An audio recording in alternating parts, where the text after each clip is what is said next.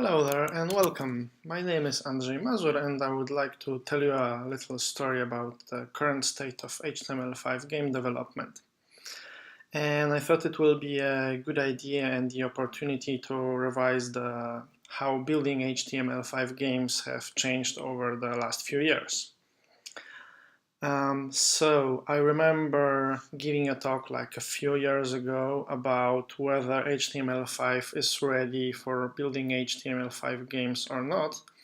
And there were important things to consider, important issues like poor performance, no solid monetization methods, offline issues, crappy audio, and poor comparison to native applications and games.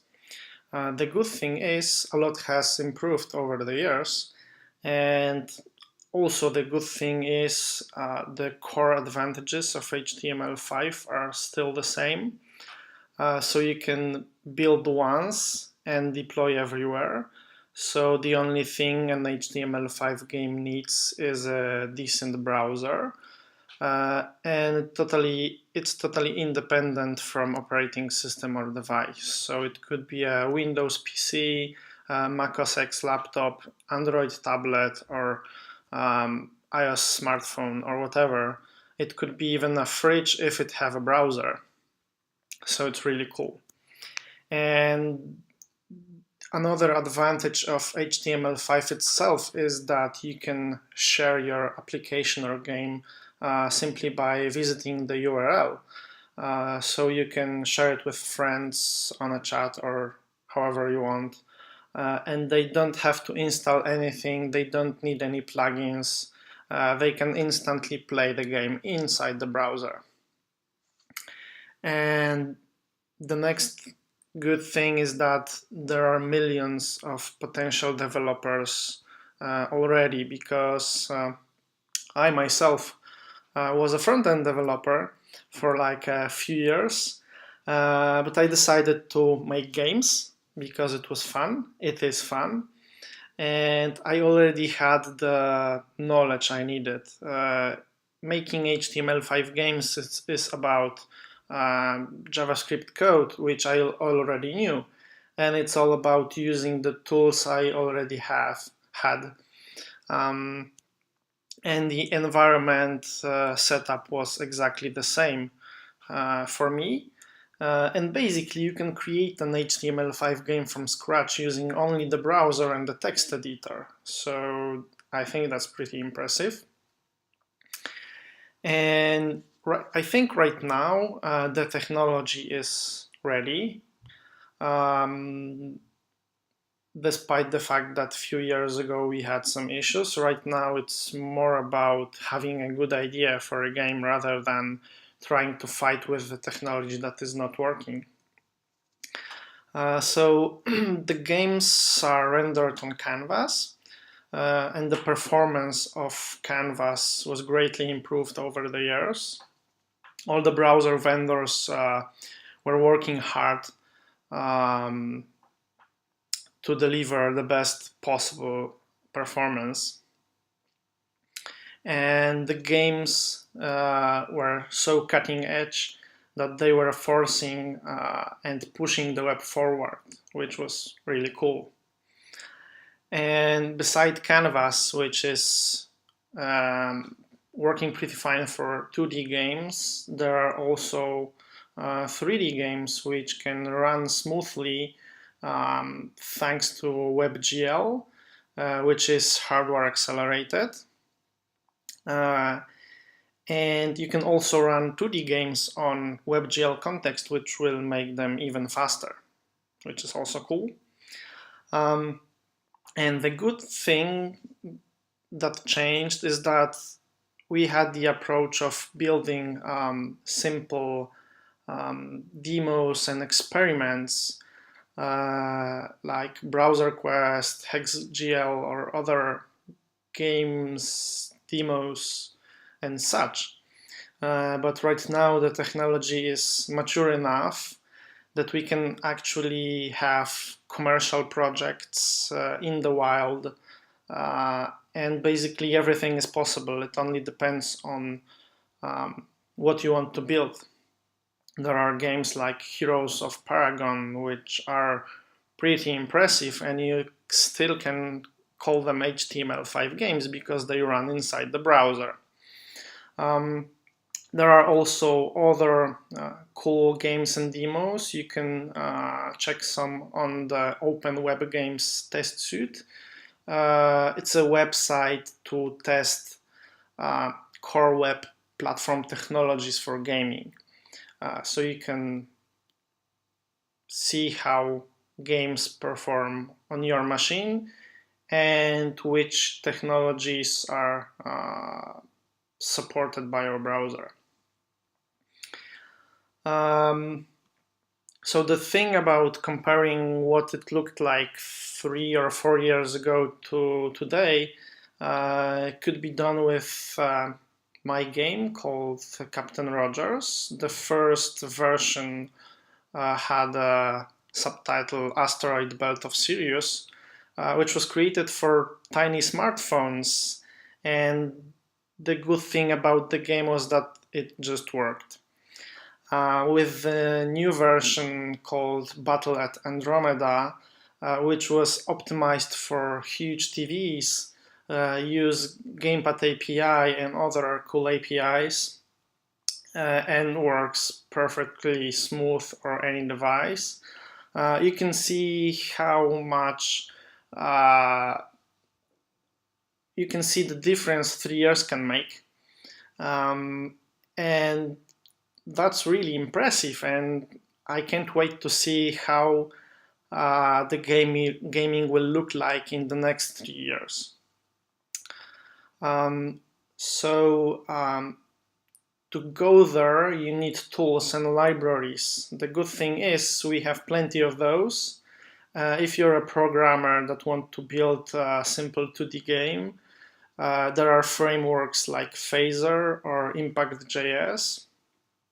If you're more into designing stuff or dragging and dropping components, there's Construct or GameMaker. Or if you're into 3D, you can try Play Canvas or Babylon.js. Of course, there are many, many more interesting options. Those are more or less popular. But it totally depends on your approach, what you would like to achieve, etc. The good thing is, even the big players like Unity and Unreal are already exporting games to HTML5 using the ASM.js, which opens a whole lot of new possibilities. So you can actually code a game in C# and export it to the web and call yourself HTML5 game developer, which is pretty interesting. I would like to see how this will evolve in the future. So aside the game engines, there are other interesting editors and plugins and tools that you can use to speed up the development process.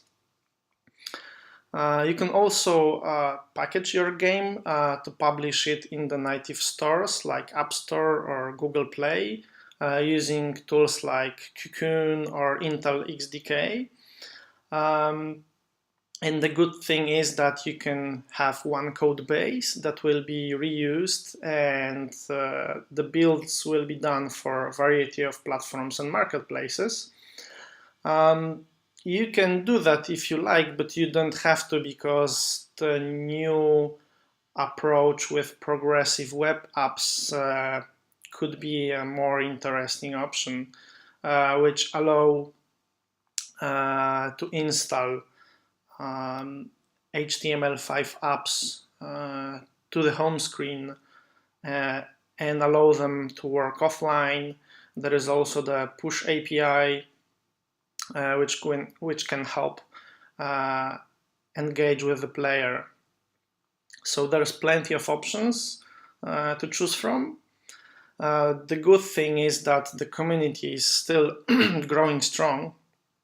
So if you have any issues, any problems, you can jump into the HTML5 game devs forums. where you can find fellow developers probably having same issues as you or trying to find the answer. So it's really cool to talk with the others and see that they are struggling with the exact same problems and probably figure them out together, or probably team up with someone and work on a new game. That would be cool. There is also other places where you can find the information you need. The MDN Games section have plenty of tutorials and articles how to start with game development, how to focus on specific things you are interested in. And there are also countless competitions like Ludum Dare or JS13K games, where you have a strict time limit where you have to finish your game. There are also themes, so it's really cool to see how the strict constraints can work in a way that it spawns creativity. So it's really cool to see what people can come up with. And keeping up with with what's going on, you can subscribe to Game Dev JS weekly newsletter, which delivers once a week a set of interesting links and demos and other materials that happen during the week, so you can be up to date to what's going on. And if something is missing from the whole picture, if there is a framework that you would like to have, or a place with resources or whatever, the interesting thing that the community will, if there is a need for something, somebody from the community will probably create it eventually, which is really, really cool. And looking at the future, I think the technology is mature enough for big and commercial projects. You can start by participating in hackathons and create some cool concepts and demos, and you can iterate on that and end up with a commercial project with your fellow developers that will be a huge success and will earn you a lot of money. So just remember that the Canvas, the WebGL support is very good. The performance is great. So as I mentioned before, it's only about having a good idea for a game, because the tools are already there. And you can use Unreal, Unity, or any other framework you like. You can follow the progressive web apps approach, because I think it's very, very interesting.